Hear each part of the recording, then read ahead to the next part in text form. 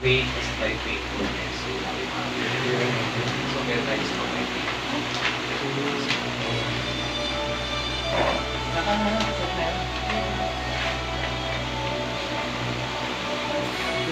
Is thy faithfulness, O God, my Father. There is no shadow of turning with thee. Fingers turn thy compassion, they fill us. As the lasting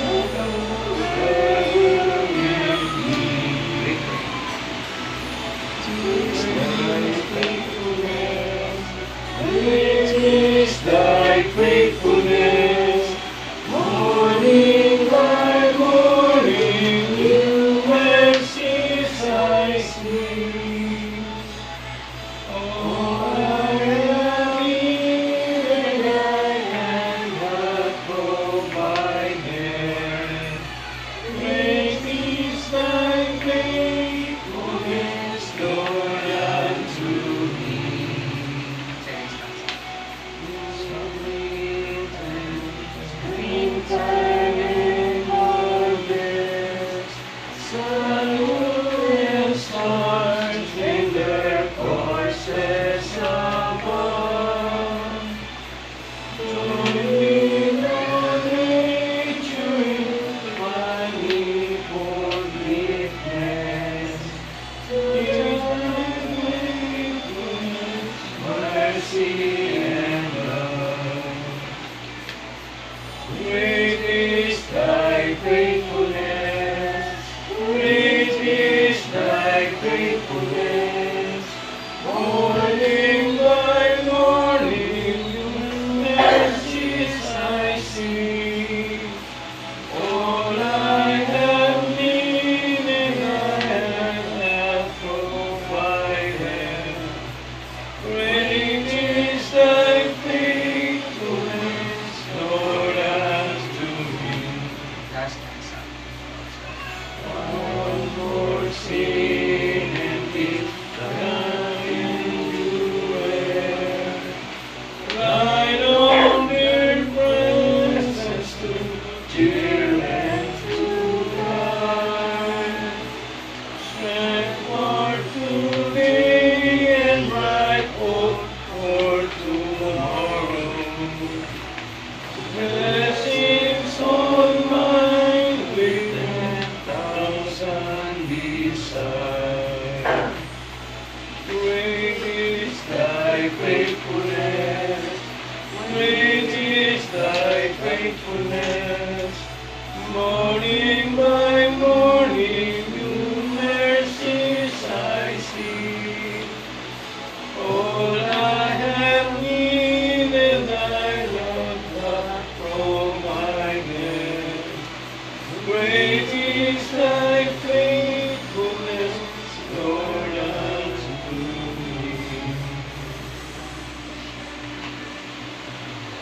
Sige, pray tayo. In the name of the Father, the Son, and the Spirit. Heavenly Father, we come to you today, thanking you for your great goodness, for your mercy, and your love that you have given to us through your Son, Christ Jesus. Thank you so much, Father, for the past days, for being with us, for the strength, and also for the wisdom, the knowledge that you have given to us. Thank you so much. And as we begin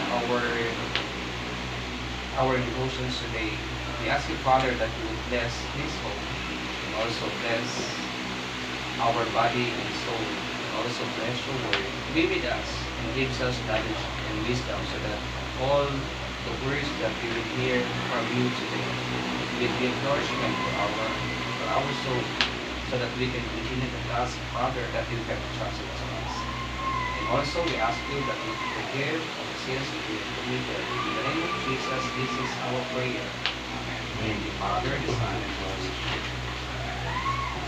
Okay, so meron tayong readings. Ang ating lang pagbabasihan, ang aking babasahin ay mula sa ating gospel reading. Pero kung mamaya pwede natin tingnan sa ating reflection, yun po yung text natin sa likod sa Romans. Okay, so sa Matthew 18, verse 21 hanggang 35. Then Peter approached him and asked, Lord, how many times must I forgive my brother or sister who sins against me? As many as 7 times? I tell you, not as many as 7, Jesus replied, but 70 times 7. For this reason, the kingdom of heaven can be compared to a king who wanted to settle accounts with his servants. When he began to settle accounts, one who owed him 1,000 talents was brought before him. Since he did not have the money to pay it back, his master commanded that he, his wife, his children, and everything he had be sold to pay the debt. At this, the servant fell face down before him and said, Be patient with me, and I will pay you everything. Then the master of the servant had compassion, released him, and forgave him the loan. The servant went out and found one of his fellow servants who owed him 100 denarii. He grabbed him, started choking him, and he said, Pay what you owe. At this, his fellow servant fell down and began begging him, Be patient with me, and I will pay you back. But he wasn't willing. Instead, he went and threw him into prison until he could pay that was owed. When the other servants saw what had taken place, they were deeply distressed and went and reported to their master everything that had happened. Then, after he had summoned him, his master said to him, You wicked servant, I forgave you all that debt because you begged me. Shouldn't you also have had mercy on your fellow servant, as I had mercy on you? And because he was angry, his master handed him over to the jailers to be tortured until he could pay everything that was owed. So also my heavenly Father will do to you unless every one of you forgives his brother or sisters from your heart. So this is our text for today. Okay, so ating awitin yung next ating theme. So eto meron itong lyrics ito, pero galing ito doon sa may Lutheran Service Book, page 1 to 7. O Savior, precious Savior.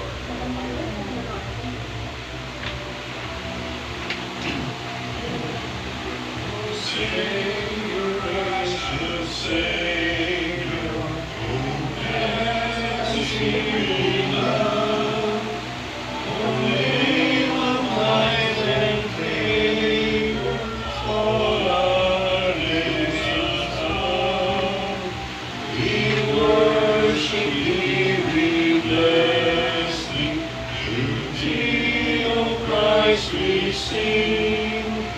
We praise thee and confess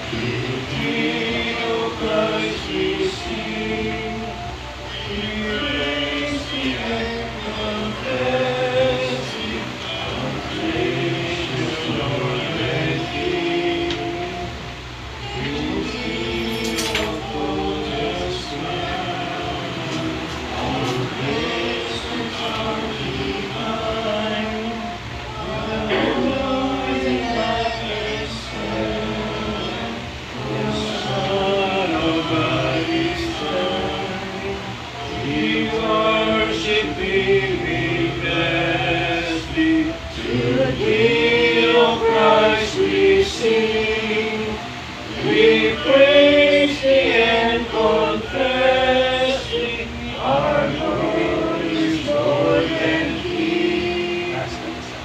O grant the consummation of this our song above, in endless adoration and everlasting love.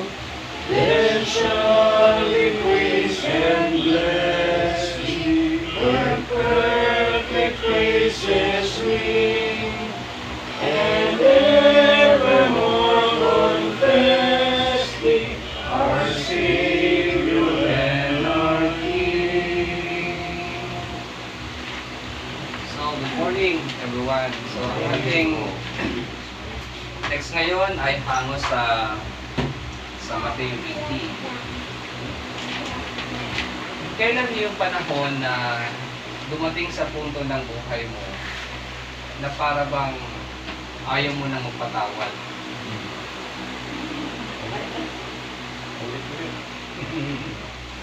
Okay, nasa talaga yun. Dumating ba sa iyong punto yan na parang ayaw mo na i-extend yung forgiveness doon sa ibang tao? Wala pa naman. Wala pa naman. Jeff, sa yung trabaho, wala pa naman. O meron na. Wala pa naman itong dumating na mga ganong pagkakataon na sobrang galing na hindi mo mapapatawad ng tao. Parang ayaw mo na. Pero Wala pa naman. salamat sa Diyos kasi wala pa. No? Rob, ano sa palagay mo? Hindi pa nangyari. Hindi pa. Gusto ko. Sana huwag na mangyari. Sir Aga, sa palagay mo? Tawag wala akong pagkakataon. Ano sa palagay mo? Hindi pa naman. At least maganda yun, no? May bahay. Sa palagay mo. Sana napatawad mo ako. Wala naman. Basta marunong kang magpatawad at umibig. Okay. So ating tingnan yung ating text at dyan tayo mag-reflect. O siguro sir, ito ano to eh. Marami kong pinapaglaban sa... Okay, so sa ating Bible study ngayon, we will explore the profound teaching of Jesus on forgiveness na makikita natin dito sa Mateo 18. So sa tekstong ito, ito yung makapangyarihan no, na yung talinghaga ng Panginoon tungkol sa alipin na yung pinatawad, humingi siya ng tawad sa Panginoon sa kanyang pagkakautang kasi ipagbibili yung asawa niya, mga anak para makabayad siya. Pero nakiusap siya na siya ay patawarin.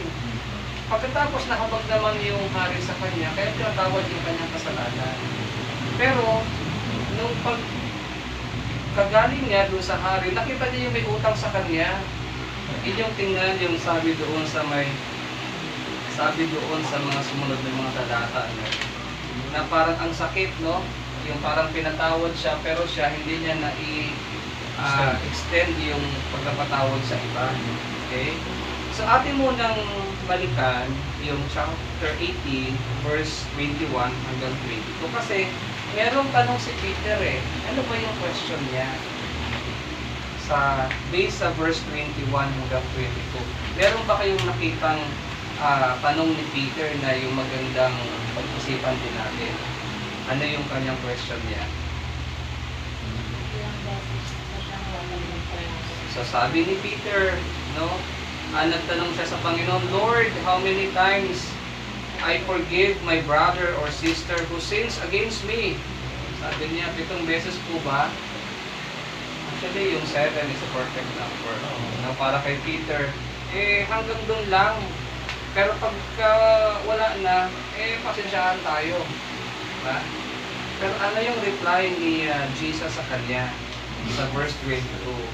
I tell you, not as many as 7. Hindi lang, Peter, hanggang 7 magpapatawad. Kung hindi, dapat, anong sabi doon? But 70 times 7, ibig sabihin, yung habang nagkakasala siya, dapat magpapatawad ka rin. Kaya naglahad siya ng talinghaga para turuan si Peter ng kahalagahan ng pagpapatawad. Okay?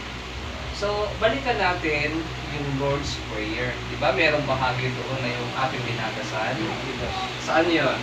sasabi ko sa ating katekism ganito. And forgive us our trespasses as we forgive those who trespass against us. Bakit mahalaga na sa bahaging iyon sinasabi na at patawarin mo kami sa aming mga kasalanan tulad ng pagkapatawad namin sa mga nagkakasala sa amin. Anong ibig sabihin kaya niyan? Yung part na yan, bakit laging sinasabi natin yan every Sunday na tayo nagsisimba? At bakit sinasabi niya sa atin ito pang araw-araw po natin?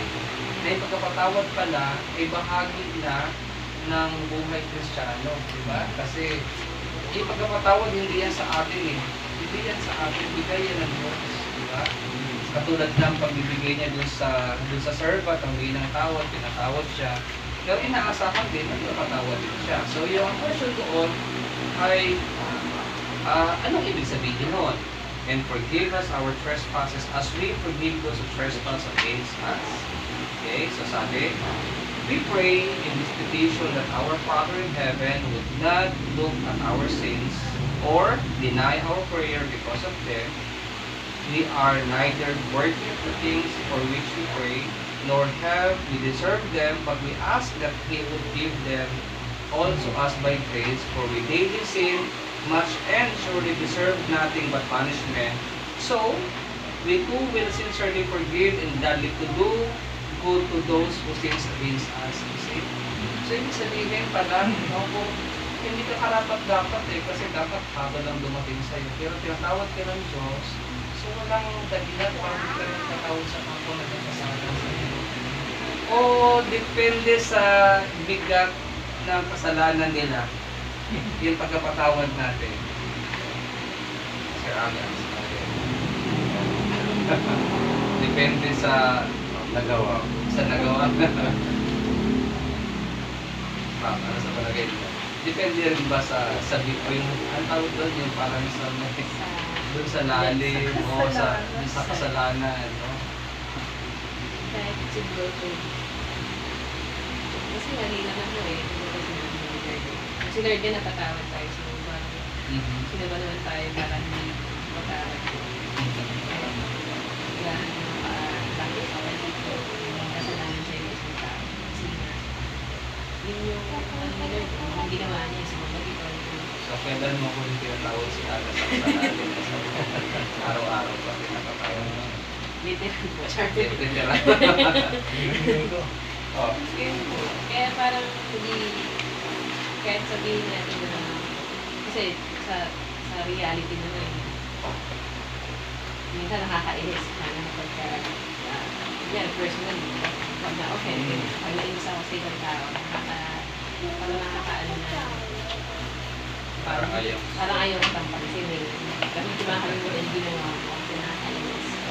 Yung ginawa mo, pero yung diba, I love the sinner, I love the sinner, biggest mo. Hindi pa rin po talaga yung kailangan ng pagkakas. Kasi yung Lord, yung pinakita niya sa mga. Okay. Lord, dito.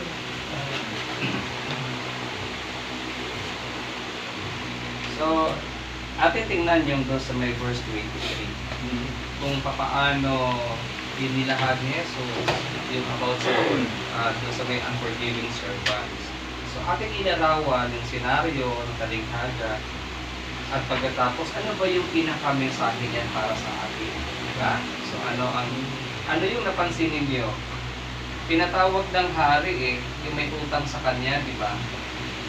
Pagkatapos, kundi yan ay sinasabi diyan parang ang daming utang yan na hindi niya kayang bayaran, kahit ikulong siya, hindi niya kayang bayaran yung laki ng utang na yan.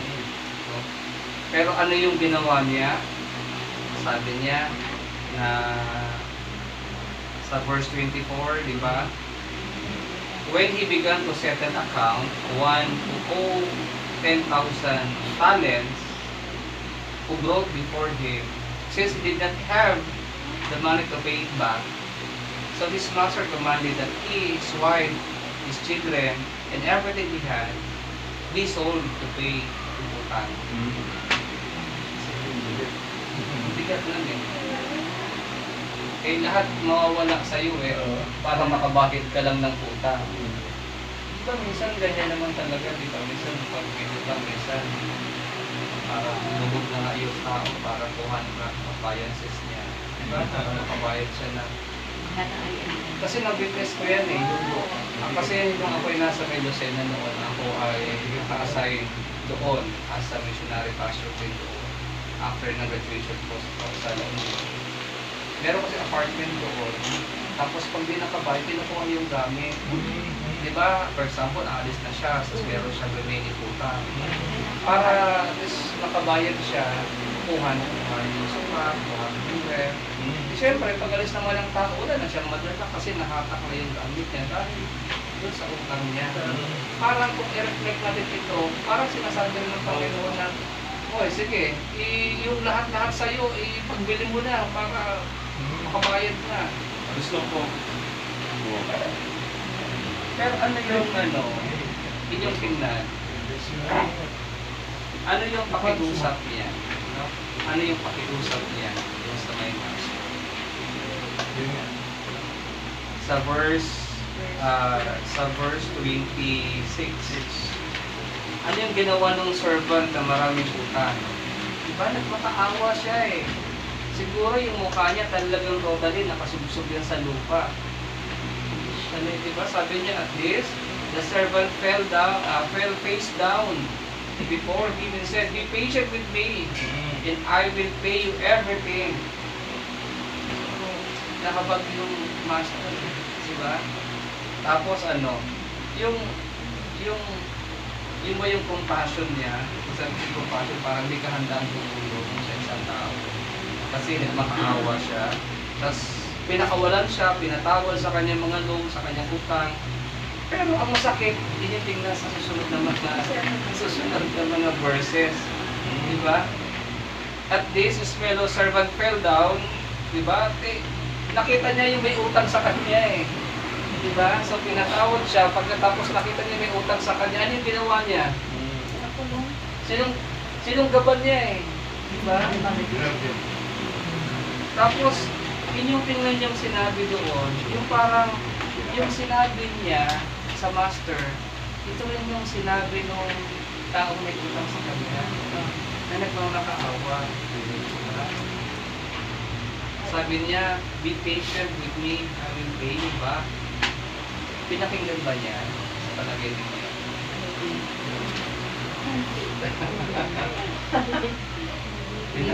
Pinakinggan kaya niya? Diba? Ano yung ginawa niya? Pinakulong hanggang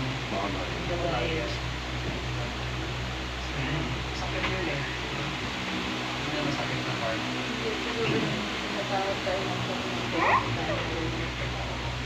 Diba? Tapos, kaya ito na binabasa ko medyo, ang daming questions sa isip ko. Kaya tapos sabi doon sa verse 30, "But he wasn't willing. Instead, he went and threw him into prison until he could pay." Hanggang makabayad. Paano makakabayad? Hindi nakakulong. Diba?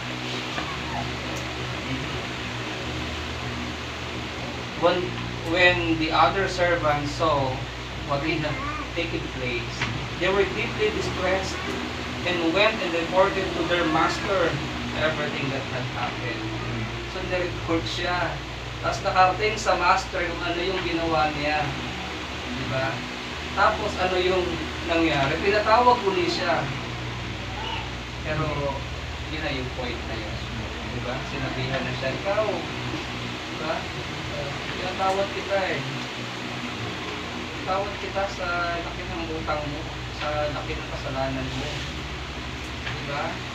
Pagkatapos, kinalimutan ko lahat eh. Pagkatapos, nung makita mo yung tao may sala sa'yo, pinagbayad mo, di dapat sana gano'n din yung gawin mo. So, anong ginawa sa kanya ng master? Verse 32. Then after he had summoned him, his master said to him, "You wicked servant, I forgave you all." Yung lahat ng utang, dahil nagmakaawa ka. Diba? So then, you also have had mercy on your fellow servant as I had mercy on you. nag-guarded yung master eh. And because he was angry, his master handed over to him. So pinakulong din siya eh. So ano kaya nasa isip niyo yung kung atin i-apply yung text na ito sa buhay natin, meron ba siya gusto nito sa atin ngayon? Ano kaya yun?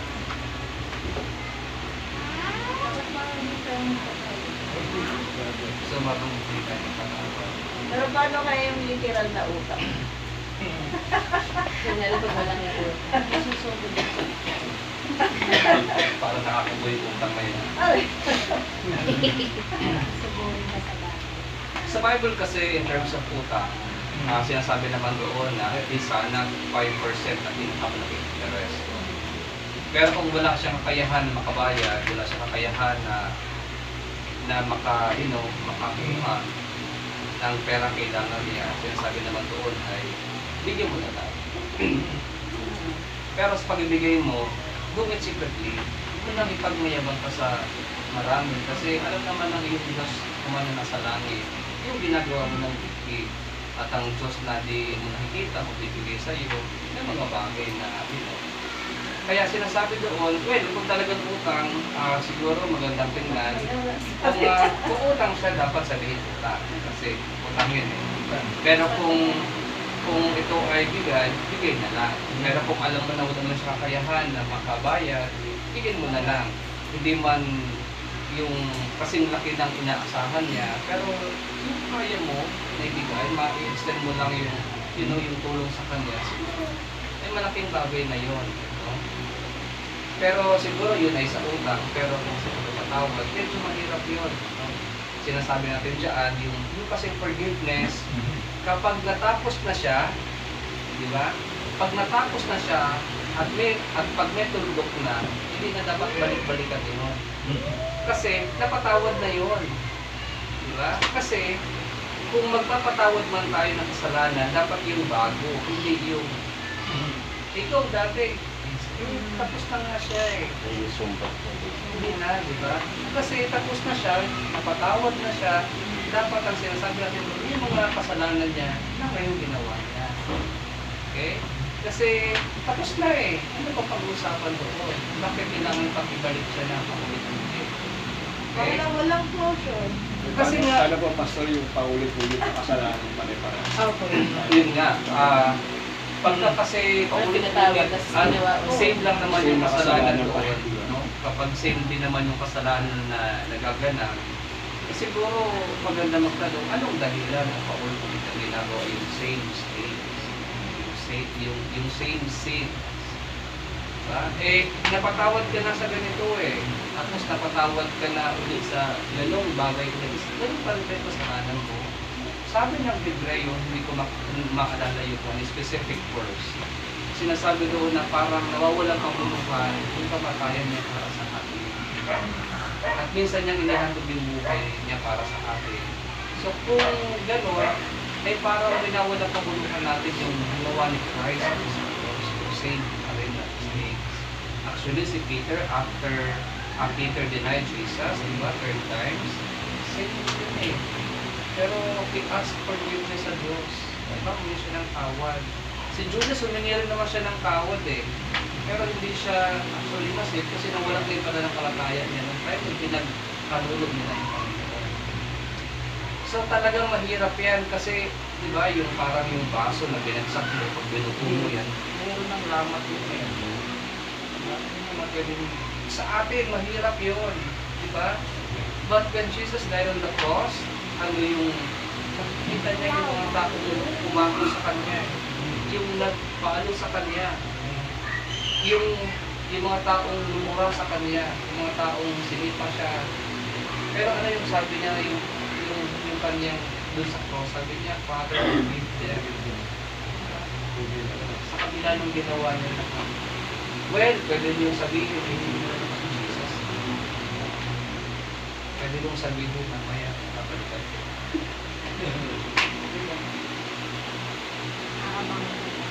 Oh, yan, di ba? Yan ang pinakamahirap talaga na. Ako at dududududu pa ako. Pero totoo nangyayari po yan.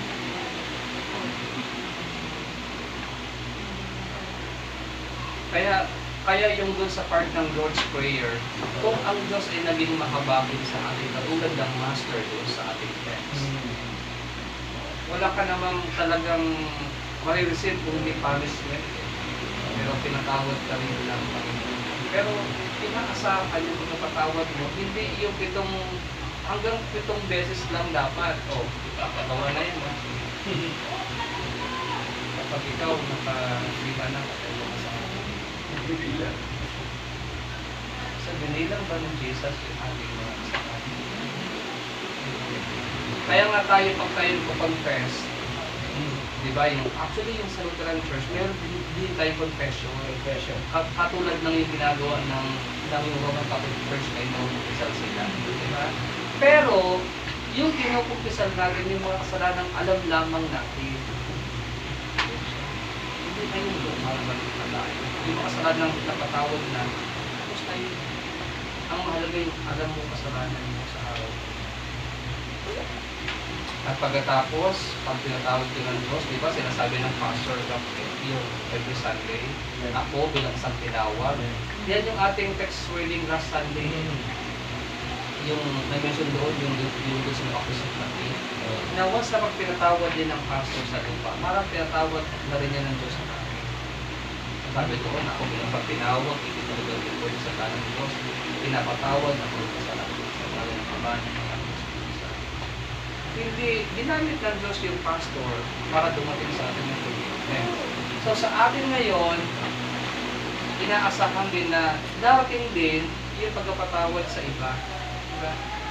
Nagiging malambot yung puso natin sa pagkapatawad. Sana walang limit. Kahit ilang beses. Kasi sabi ng Jesus, hindi lang naman 7 beses Peter eh.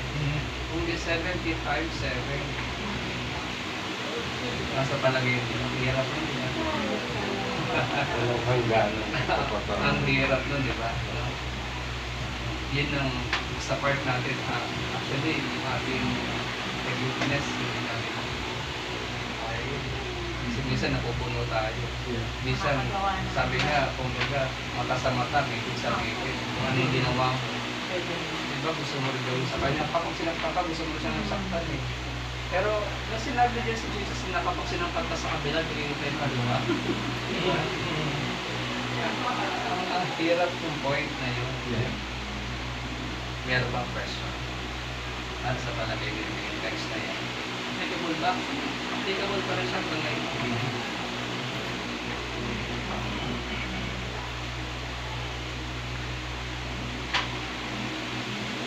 Questions? Bakit yung sinasabi? I'll forgive you, but I cannot forget. Actually, kapag nangyari yun, wala ka naman talagang forgiveness na nangyari. Wala ka naman talagang tuloy na magkakatawa. Once you forgive, forget. Kung tatawarin kita, pero iwasan na kita. Totoo. Na hindi na naibabalik yung ano kasi next time. Pero nakatawad mo ka. Ano sa palagay niya yung part na yun? Ang hirap ano. Patawad ka pero kung nakikita mo, may iwas ka na sa part. Para Siya yung umutang sa akin ng ganito. Ito yung, Nakalimutan niya na, pero pag nakikita na, alala niya. ito yung nag-post sa akin sa Facebook, hindi man pinangalanan, pero parang ako yung tinutukoy niya. Ano sa palagay niyo? Yung bang nagpatawad ka, bakit ka nag-forgive? Sa akin kasi, yung aking misunderstanding sa part na yun, walang nangyari talaga ng forgiveness. Kasi meron pa rin. Once nakapag bumabalik-balik pa rin siya, hindi ko pa ganun patawad. Kaya, inyong tingnan yung previous verse sa taas. Although wala dyan, pero sinasabi doon, pag magkasala ang iyong kapatid, sinasabi doon, puntahan mo siya ng sarili na, kausapin mo siya sa pagitan mo at saka sa kanya lamang. Yun yung context yung bandang alas yung verse.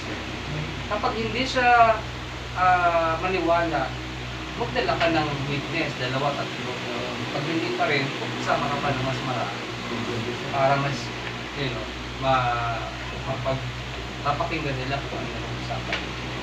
Hindi naman yung part doon. Kaya minsan, hindi tayo sana nagpo-post online ng mga bagay-bagay na may kinalaman sa galit natin sa ibang tao. Kasi mag-create siya ng mas malalim. Kung hindi umaharap ka ng simpatya sa ibang tao. Re-recruit na Yan ay social media. International yan. Tumasa. Diba? So, hindi tayo pwedeng magkuha ng simpatya sa online. Sa halip, sinasabi ng Macho 18, puntahan mo siya. Nasabi ko nila. Sabi ko siya. Pag nagkabati kayo, hindi na panaulit yung relasyon ni Peter. Kaya sinasabi dyan ni Peter na, yung pagkapatawad, Lord, para sa akin, dapat hanggang 7 beses lang. Pero sa atin, hindi. Hindi ka lang, Peter. Huwag ka magsawa mong magpatawad. So sa mga tuwid, hindi natin kaya eh. Pero binigay na niyo siya para sa atin. So yung forgiveness na yan, hindi yan sa atin. Gift yan ng Diyos sa atin mga tao. Kung dapat na i-extend yung forgiveness na yan ni Jesus sa ibang tao. Kasi yan lamang naman yung daan para makita nila yung kabutihan ng Diyos sa atin at maramdaman nila yung proseso ng Diyos sa magpatawad natin sa atin. Kaya nakapag-Sunday, you know, anyway, sabi naman ni Dr. Ayat na kung tayo mag-isipa sa mag-provide naman sa akin para makapag-communion tayo i-request natin. Sana sa Malabon. So, sinasabi doon na ginagamit niya kasi yung pagpapatawad na yan, yung sacrament, the Holy Communion, para dumating sa atin yung pagpapatawad. Diba? Bakit? Kasi kung meron pagpapatawad, may buhay, meron kaligtasan. So dahil napatawad tayo ng mga bilang anak ng Diyos at nabago tayo, so inaasahan yung bagong nature natin, ay kahandaan din tayo patawad, at yung pagpapatawad mo. Kanina kasi, napag-usapan namin kung hindi tayo makapunta sa Malabon. Dahil medyo mahirap ang transportasyon. Baka pwede dito sa ano? Sa Pasita. Sa pasita mo. Pwede ba? Simbahan din, di ba? Opo, ang kaso lang, minsan, ay wala po sila, nasa may Tagaytay. Siguro pakausapin natin sila. O kaya naman, i-invite natin sila dito. Doon tayo sa Lycée. Pero bahay dito. Bahay po, pero parang tama ba? Yung bahay na parang pinunibor doon sa house church. Parang Pero meron din siyang indikasyon. meron po, pero kapag lang naman sila doon. Pero pwede po tayo. Kaya ang ginagawa nila namin sa sarili, pumunta sila sa Okay naman sa Tiffany po.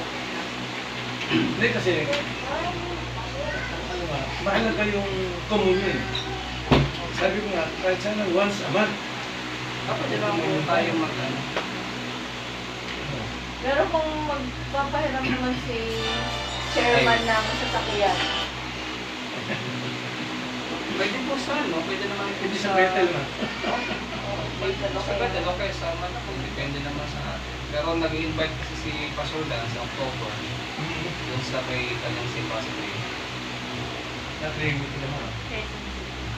Dun sa, marami sa JB7. Yan po kanya na gawin.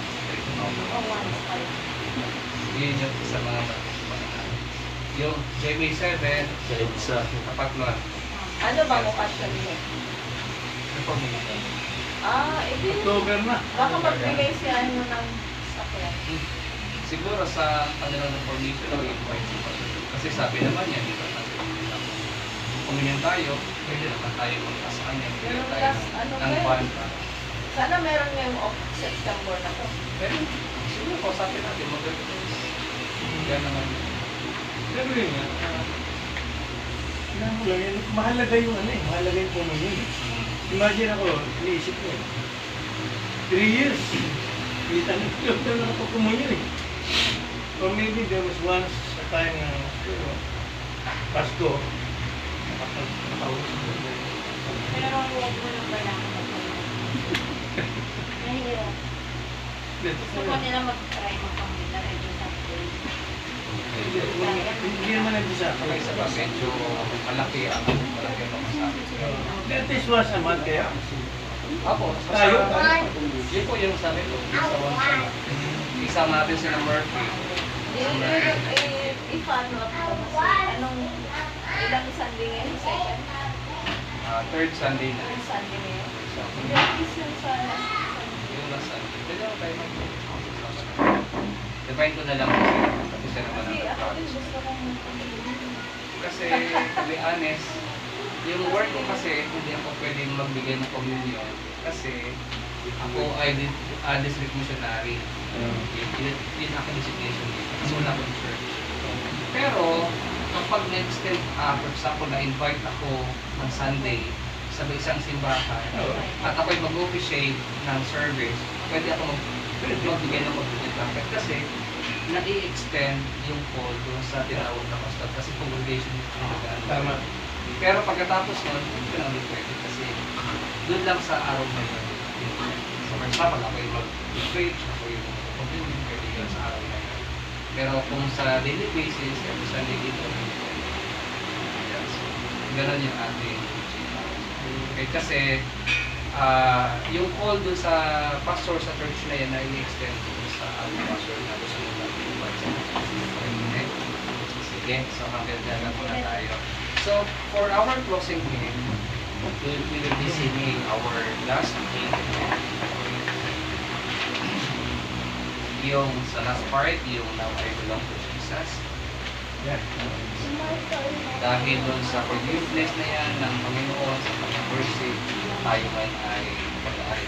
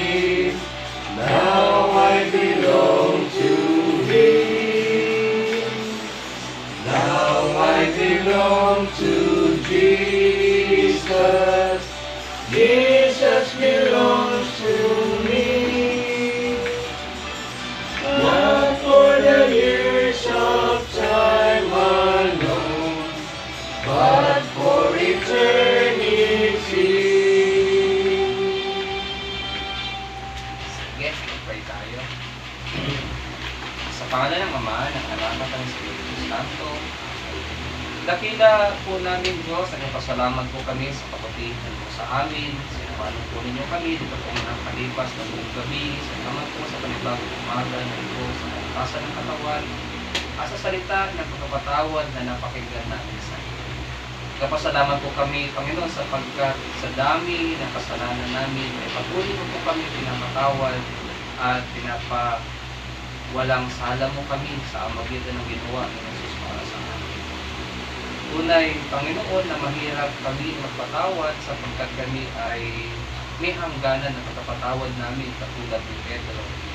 Subalit, turuan mo po kami na pagkapatawad na ito ay patuloy po namin maibigay sa ibang tao na nakakasala sa amin at turuan mo rin po kami na magkaroon ng isang mapagpakumabang puso na hindi po namin makita ang kanilang kahinaan sa halip makita po namin ang kalakasan mula sa inyo. Salamat po Diyos sapagkat ginagawa mo po kami. Ang bahay na ito ay pinapagamit po sa amin upang dumating sa amin ang iyong salita. Dalangin po namin, Panginoon, na samahan mo si Ate Carmen sa patuloy po na pag-check up po niya, sa patuloy po na pagpagaling. Dalangin po namin na gamitin mo ang doktor at magamot ang kanyang muli-muli kung may isang kapal ito sa kanyang po pagpagaling at pagpapalakas. Samahan mo si Jeff sa kanyang po pagkatrabaho mamaya, nagawin po siya at ilalayo sa lahat po ng kapahulakan sa kanyang po pagbiyahe.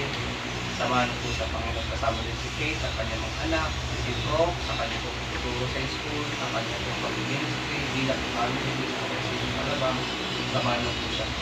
Ganyan din po naman sa amin, Pati Sir Aga, at ang kanyang girlfriend, Panginoon. Yung mga lingkod na ito ay hinilin po namin na samahan mo rin po kami sa paggawa namin bilang mga guro.